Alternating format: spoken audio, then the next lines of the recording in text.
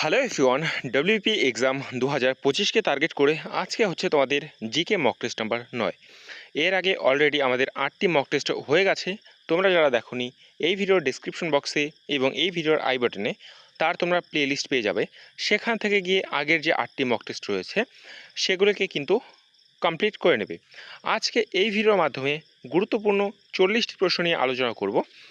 Video শেষে অবশ্যই তোমরা কমেন্ট করে জানিয়ে দেবে এই 40টি প্রশ্নের মধ্যে তোমাদের কটি প্রশ্নের উত্তর সঠিক হলো এবং কটির উত্তর ভুল হলো।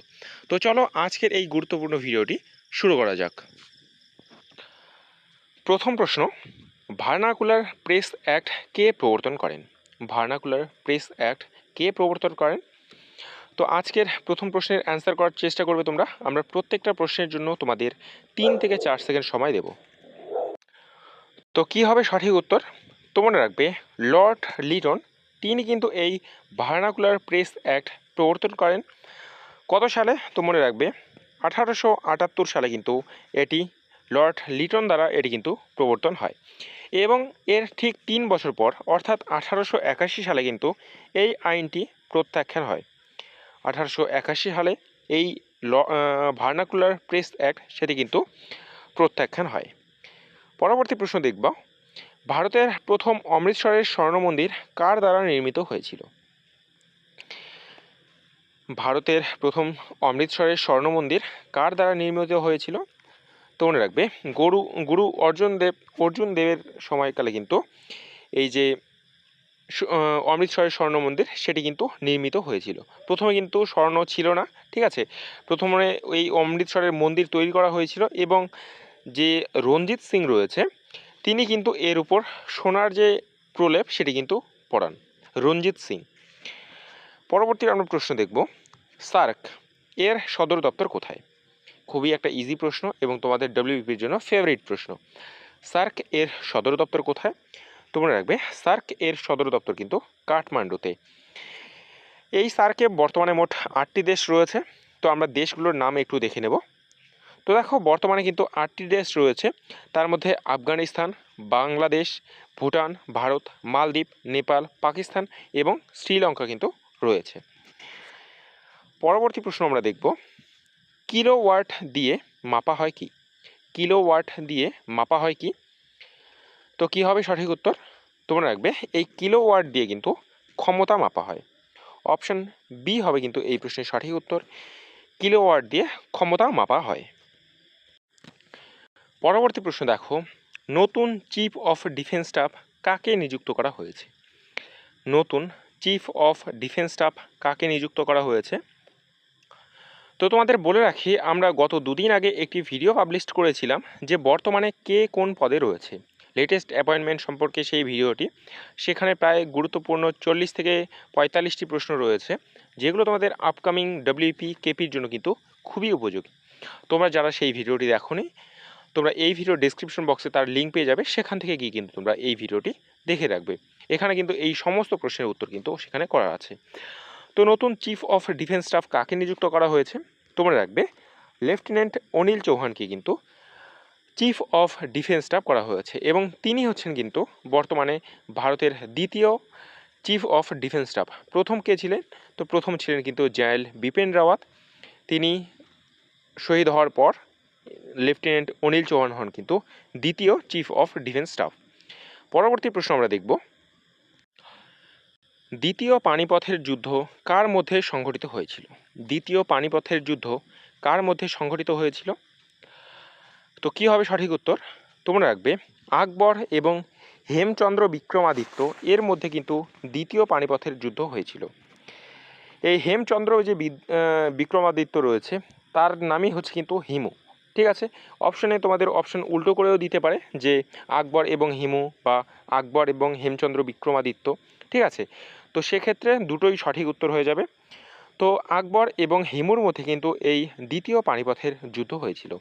তো কত সালে এই যুদ্ধ হয়েছিল? তো মনে রাখবে, 1556 সালে কিন্তু এই যুদ্ধ হয়েছিল, যেখানে কিন্তু আকবর জয়লাভ করে। পরবর্তী প্রশ্ন, দেহের কোন অঙ্গ কাজ ঠিক না হলে ডায়াবেটিস হয়? কোন অঙ্গের কাজ ঠিক না হলে ডায়াবেটিস হয়? তো শরীরে এমন কোন অঙ্গ রয়েছে যেটা যদি সঠিকভাবে কাজ না করে তাহলে ডায়াবেটিস রোগ হয়? তো সঠিক উত্তর হয়ে যাবে অগ্নাশয়।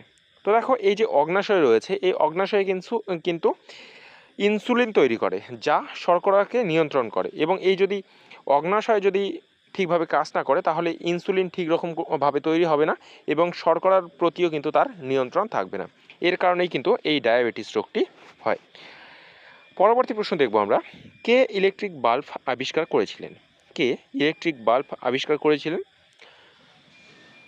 তো আশা করি তোমরা সকলেই জানো যে টমাস আলভা এডিসন তিনি কিন্তু এই ইলেকট্রিক বাল্ব আবিষ্কার করেন। পরবর্তী প্রশ্ন আমরা দেখব, তত্ত্ববোধিনী পত্রিকা কে প্রকাশ করেছিলেন? তত্ত্ববোধিনী পত্রিকা কে প্রকাশ করেছিলেন? তোমরা রাখবে দেবেন্দ্রনাথ ঠাকুর তিনি কিন্তু এই তত্ত্ববোধিনী পত্রিকা প্রকাশ করেন। তো ফ্রেন্ডস, আমরা এই ভিডিওর টার্গেট রেখেছি শুধুমাত্র 200টি লাইক। তোমরা যারা এই ভিডিওটি দেখছো অবশ্যই কিন্তু আমাদের এই লাইকের টার্গেটটিকে কমপ্লিট করে দেবে। এবং তোমরা যারা ডব্লিউপি, কেপি এবং ডব্লিউবিএসএসসি গ্রুপ সি এবং ডির জন্য প্রিপারেশন নিচ্ছ, অবশ্যই কিন্তু আমাদের ইউটিউব চ্যানেলকে সাবস্ক্রাইব করে রাখবে নিত্য নতুন ক্লাসের নোটিফিকেশন এবং জব রিলেটেড আপডেট সবার আগে পাওয়ার জন্য। পরবর্তী প্রশ্ন আমরা দেখব, কোন ভিটামিনের ঘাটতিতে রাতকানা রোগ হয়? কোন ভিটামিনের ঘাটতিতে রাতকানা রোগ হয়? তোমরা রাখবে এই যে ভিটামিন যে এ রয়েছে, এই ভিটামিন এর অভাবে কিন্তু রাতকানা রোগ হয়। ভিটামিন ডি এর অভাবে কি রোগ হয়? তো ভিটামিন ডি এর অভাবে শিশুদের কিন্তু রিকেট রোগ হয়। পরবর্তী আমরা প্রশ্ন দেখব, কিসের অভাবে অ্যানিমিয়া হয়? কিসের অভাবে অ্যানিমিয়া হয়? তো তোমরা সকলেই জানো যে লৌহের অভাবে কিন্তু এই অ্যানিমিয়া রোগ হয় এবং তার সংকেত কি? তো হচ্ছে এফি। অপশন বি হবে এই প্রশ্নের সঠিক উত্তর। পরবর্তী প্রশ্ন দেখো, হিন্দু উইডোস রিম্যারেজ অ্যাক্ট বা হিন্দু বিধবা পুনর্বিবাহ আইন কোন সালে পাশ হয়? হিন্দু উইডোস রিম্যারেজ অ্যাক্ট বা হিন্দু বিধবা পুনর্বিবাহ আইন কবে পাশ হয়?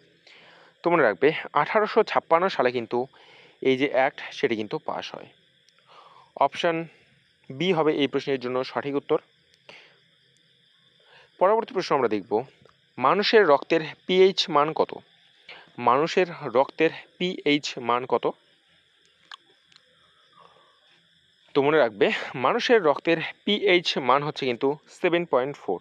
যদি প্রপার আসে তাহলে কি হবে?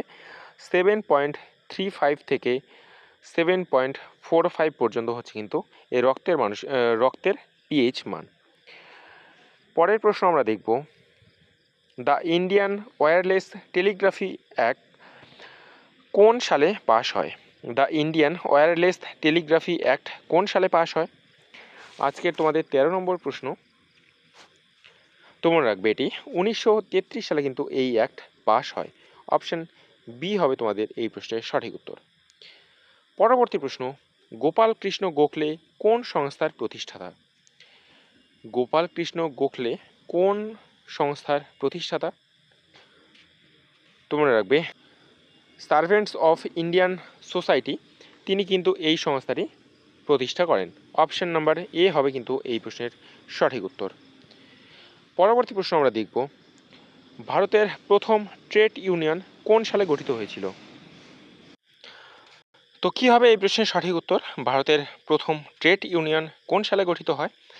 তোমরা রাখবে 1918 সালে কিন্তু এটি গঠিত হয়। অপশন এ হবে এই প্রশ্নের সঠিক উত্তর। পরবর্তী প্রশ্ন আমরা দেখব, মঙ্গলাবাদ কোন নদীর উপর অবস্থিত? মঙ্গলাবাদ কোন নদীর উপর অবস্থিত? তো মনে রাখবে এই যে মঙ্গলাবাদ রয়েছে সেটি কিন্তু ঝেলাম নদীর উপর অবস্থিত এবং এটি কোথায়? বর্তমানে কিন্তু এটি পাকিস্তানে রয়েছে। এই মঙ্গলাবাদ বর্তমানে পাকিস্তানে ঝেলাম নদীর উপর কিন্তু অবস্থিত। পরবর্তী প্রশ্ন দেখো, কালাপানি দণ্ড কারাগার বা সেলুলার জেল কোন স্থানে ছিল? কালাপানি দণ্ড কারাগার বা সেলুলার জেল কোন স্থানে ছিল? তোমরা রাখবে এটি ছিল কিন্তু আন্দামান নিকোবরে। অপশন এ হবে এই প্রশ্নের সঠিক উত্তর। আন্দামান নিকোবরে কিন্তু এই সেলুলার জেল কিন্তু ছিল। পরবর্তী প্রশ্ন দেখো, ভারতের প্রথম মহিলা বিচারপতি কে ছিলেন? ভারতের প্রথম মহিলা বিচারপতি কে ছিলেন? তোমরা রাখবে এম ফতেমা বিবি। তিনি ছিলেন কিন্তু ভারতের প্রথম মহিলা বিচারপতি এবং তিনি কত সালে এই বিচারপতি হন? তোমরা রাখবে 1989 সালে কিন্তু তিনি ভারতের প্রথম বিচারপতি হন। পরবর্তী প্রশ্ন দেখো, ব্ল্যাক হোল ট্র্যাজেডি কোন সালে ঘটে? ব্ল্যাক হোল ট্র্যাজেডি কোন সালে ঘটে? তো কি হবে এই প্রশ্নের সঠিক উত্তর? তোমরা রাখবে 1756 সালে কিন্তু এই ব্ল্যাক হোল ট্র্যাজেডি ঘটে। পরবর্তী প্রশ্ন দেখো, শব্দের বেগ সর্বাধিক যে মাধ্যমে, শব্দের বেগ সর্বাধিক যে মাধ্যমে সেটি হলো কি? তোমরা রাখবে শব্দের বেগ কিন্তু সব থেকে বেশি কঠিন মাধ্যমে। ঠিক আছে, তার কারণ কি? তার কারণ হচ্ছে কণাগুলোর ঘনত্ব এবং সংযোগ কিন্তু বেশি থাকে, এর ফলেই কিন্তু কঠিন যে মাধ্যম রয়েছে সেখানে শব্দের বেগ বেশি হয়। পেনিসিলিন পাওয়া যায় কি থেকে? পেনিসিলিন পাওয়া যায় কি থেকে? কী হবে সঠিক উত্তর? তোমরা রাখবে এই যে পেনিসিলিন যে রয়েছে সেটি কিন্তু ফাঙ্গাস অর্থাৎ ছত্রাক থেকে কিন্তু পাওয়া যায় এবং এটি অ্যান্টিবায়োটিক তৈরি করতে কিন্তু এটি কাজে লাগে। পরবর্তী প্রশ্ন দেখব আমরা, ইন্টারনাল এমার্জেন্সি ভারতীয় সংবিধানের কোন অনুচ্ছেদে বর্ণিত? ইন্টারনাল এমার্জেন্সি ভারতীয় সংবিধানের কোন অনুচ্ছেদে বর্ণিত? তোমরা রাখবে 352 অর্থাৎ 352তে কিন্তু এই যে ইন্টারনাল এমার্জেন্সি এর বর্ণনা কিন্তু রয়েছে। পরবর্তী প্রশ্ন দেখো, রাজ্যসভার সভাপতি কে? রাজ্যসভার সভাপতি কে? তোমরা রাখবে এই যে রাজ্যসভার যে সভাপতি রয়েছে তিনি হচ্ছেন কিন্তু উপরাষ্ট্রপতি। বর্তমানে ভারতের উপরাষ্ট্রপতি কে রয়েছেন? তোমরা রাখবে বর্তমানে কিন্তু ভারতের যে উপরাষ্ট্রপতি পদের যে স্থান সেটি কিন্তু ফাঁকা হয়েছে। 5ই সেপ্টেম্বর সেখানে কিন্তু নির্বাচন হবে এবং সেখানে মনোনীত করা হবে। ঠিক আছে, পরবর্তী আমরা প্রশ্ন দেখব, র্যাফ। তোমরা সকলেই দেখো যে বিভিন্ন দাঙ্গা ফাসাদে কিন্তু এই র্যাফকে ডাকা হয় এবং এই র্যাফের ফুল ফর্ম কি? তোমরা রাখবে এই যে র্যাফ যে রয়েছে এই র্যাফের ফুল ফর্ম হচ্ছে কিন্তু র্যাপিড অ্যাকশন ফোর্স। আমাদের পশ্চিমবঙ্গ পুলিশেও কিন্তু এই র্যাফের একটি ব্যাটালিয়ন রয়েছে। র্যাপিড অ্যাকশন ফোর্স হচ্ছে কিন্তু এই র্যাফের ফুল ফর্ম। পরবর্তী প্রশ্ন আমরা দেখব, রেডিও অ্যাক্টিভিটি শব্দটি প্রথম কে ব্যবহার করেন? রেডিও অ্যাক্টিভিটি শব্দটি প্রথম কে ব্যবহার করেন? তোমরা রাখবে কুরি দম্পতি, দুইজন কুরি। কে কে সে? তো হচ্ছে পি কুরি এবং মেরি কুরি, এরা দুজন কিন্তু এই রেডিও অ্যাক্টিভিটি শব্দটি প্রথম ব্যবহার করেন। পরবর্তী প্রশ্ন দেখব, আইএমএফ এর সদর দপ্তর কোথায়? এই আইএমএফ এর ফুল ফর্ম কি? তোমরা রাখবে এই যে আইএমএফ এর রয়েছে তো এর ফুল ফর্ম হচ্ছে কিন্তু ইন্টারন্যাশনাল মনিটারি ফান্ড। এর সদর দপ্তর হচ্ছে কিন্তু ওয়াশিংটন ডিসি, অর্থাৎ অপশন সি হয়ে যাবে তোমাদের এই প্রশ্নের সঠিক উত্তর। পরবর্তী প্রশ্ন দেখব, বুকার পুরস্কার কোন ক্ষেত্রে দেওয়া হয়?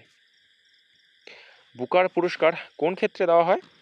তোমরা রাখবে এই যে বুকার পুরস্কার রয়েছে এটি কিন্তু সাহিত্যের জন্য দেওয়া হয়। অপশন বি হবে কিন্তু এই প্রশ্নের সঠিক উত্তর। পরবর্তী প্রশ্ন আমরা দেখব, তেলেঙ্গানা কোন সালে নতুন রাজ্য হিসাবে গঠিত হয়?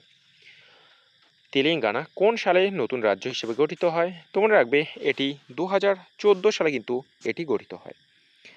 2014 সালে 29তম রাজ্য হিসেবে কিন্তু তখন গঠিত হয়েছিল।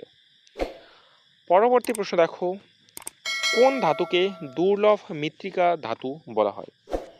কোন ধাতুকে দুর্লভ মৃত্তিকা ধাতু বলা হয়? তোমরা রাখবে সেরিয়ামকে কিন্তু দুর্লভ মৃত্তিকা ধাতু বলা হয়। অপশন সি হবে এই প্রশ্নের সঠিক উত্তর। ভারতের মহাকাশ গবেষণার জনক কে? ভারতের মহাকাশ গবেষণার জনক কে? কি হবে সঠিক উত্তর?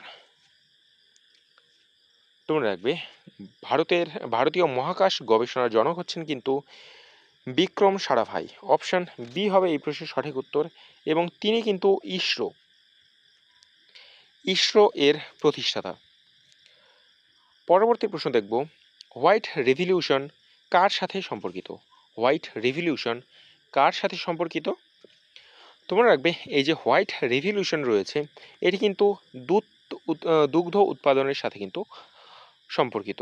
দুগ্ধ উৎপাদনের উপর কিন্তু বিশেষ জোর দেওয়া হয়েছিল এই হোয়াইট রেভলিউশনে। পরবর্তী প্রশ্ন দেখব আমরা, পঞ্চায়েতি রাজ কোন সংশোধনীর মাধ্যমে সাংবিধানিক মর্যাদা পায়? পঞ্চায়েতি রাজ কোন সংশোধনীর মাধ্যমে সাংবিধানিক মর্যাদা পায়? তো এটি কি হবে সঠিক উত্তর? তোমরা রাখবে ৭৩তম যে সংবিধান সংশোধনী রয়েছে সেখানে কিন্তু এই পঞ্চায়েতি রাজ সাংবিধানিক মর্যাদা পায়। পরবর্তী প্রশ্ন আমরা দেখব, নবদ্বীপ কোন নদীর তীরে অবস্থিত? নবদ্বীপ কোন নদীর তীরে অবস্থিত? তোমরা রাখবে এই যে নবদ্বীপ রয়েছে এটি কিন্তু ভাগীরথী নদীর তীরে অবস্থিত। অপশন বি হবে এই প্রশ্নে তোমাদের সঠিক উত্তর। পরবর্তী প্রশ্ন দেখব, সাইবার ক্রাইম প্রতিরোধের জন্য ভারতীয় আইন কোনটি? সাইবার ক্রাইম প্রতিরোধের জন্য ভারতীয় আইন কোনটি? তোমরা রাখবে আইটি অ্যাক্ট 2000, অর্থাৎ ইনফরমেশন টেকনোলজি অ্যাক্ট 2000, এটাই হচ্ছে কিন্তু আমাদের সাইবার ক্রাইম প্রতিরোধের জন্য ভারতীয় আইন। পরবর্তী প্রশ্ন দেখো, এপিজে আব্দুল কালাম যে গ্রন্থের লেখক? এপিজে আব্দুল কালাম যে গ্রন্থের লেখক সেটি কি? তো কি হবে সঠিক উত্তর? তোমরা রাখবে এর সঠিক উত্তর হচ্ছে কিন্তু দ্য উইংস অফ ফায়ার এবং ইগনাইটেড মাইন্ডস, এই দুটি হচ্ছে কিন্তু এপিজে আব্দুল কালামের গ্রন্থ। অপশন নাম্বার বি হবে কিন্তু এই প্রশ্নের সঠিক উত্তর। পরবর্তী প্রশ্ন দেখো, তেলেঙ্গানা আন্দোলনের জনক কে? তেলেঙ্গানা আন্দোলনের জনক কে? তো কি হবে সঠিক উত্তর? তোমরা রাখবে এই যে তেলেঙ্গানা আন্দোলনের জনক হচ্ছেন কিন্তু কে চন্দ্রশেখর রাও। অপশন এ হবে এই প্রশ্নের সঠিক উত্তর। কে চন্দ্রশেখর রাও হচ্ছে কিন্তু এই তেলেঙ্গানা আন্দোলনের জনক। পরবর্তী প্রশ্ন দেখো, ভারতের রাষ্ট্রপতি কতবার পুনর্নির্বাচন হতে পারেন? ভারতের রাষ্ট্রপতি কতবার পুনর্নির্বাচিত হতে পারেন? তোমরা রাখবে এর কোনো কিন্তু সীমা নেই। রাষ্ট্রপতি যতবার ইচ্ছা কিন্তু অনেকবার কিন্তু এই নির্বাচিত হতে পারেন, ঠিক আছে, বহুবার কিন্তু তিনি নির্বাচিত হতে পারেন। তো এখানে অপশন কি হবে? অপশন হবে অপশন সি, ভারতের রাষ্ট্রপতি কিন্তু বহুবার পুনর্নির্বাচিত হতে পারেন। পরবর্তী প্রশ্ন দেখব, বাংলার প্রথম গভর্নর জেনারেল কে? বাংলার প্রথম গভর্নর জেনারেল কে? তোমরা আশা করি তোমরা সকলেই জানো, ওয়ারেন হেস্টিংস হচ্ছে কিন্তু বাংলার প্রথম গভর্নর জেনারেল। রুপি চিহ্ন যে রয়েছে নোটের মধ্যে থাকে, কয়েনের মধ্যে থাকে, এই রুপি চিহ্ন এটি কে ডিজাইন করেন? রুপি চিহ্ন কে ডিজাইন করেন? তোমরা রাখবে এই যে রুপি চিহ্ন রয়েছে এটি কিন্তু উদয় কুমার, তিনি কিন্তু এই রুপি চিহ্নর ডিজাইন করেন। অপশন এ হবে এই প্রশ্নের জন্য তোমাদের সঠিক উত্তর। পরবর্তী আমরা প্রশ্ন দেখব, বিশ্বের দীর্ঘতম সমুদ্র সেতু কোন দেশে রয়েছে? বিশ্বের দীর্ঘতম সমুদ্র সেতু কোন দেশে রয়েছে? তো মনে রাখবে এটি চীনে কিন্তু রয়েছে। চীনে বিশ্বের দীর্ঘতম সমুদ্র সেতু রয়েছে। তো ফ্রেন্ডস, আজকে এই হচ্ছে মোট গুরুত্বপূর্ণ 40টি জিকে প্রশ্ন। আশা করি ভিডিওটি তোমাদের ভালো লেগেছে, তোমরা ম্যাক্সিমাম প্রশ্নের অ্যান্সার করতে পেরেছো। তোমরা কতগুলো অ্যান্সার করতে পারলে অবশ্যই কিন্তু এই ভিডিওর কমেন্ট বক্সে জানিয়ে দাও, এবং চ্যানেলে নতুন হয়ে থাকলে অবশ্যই কিন্তু চ্যানেলটিকে সাবস্ক্রাইব করে দাও। দেখা হচ্ছে পরের ভিডিওতে, ততক্ষণের জন্য ভালো থেকো, সুস্থ থেকো। জয় হিন্দ, জয় ভারত।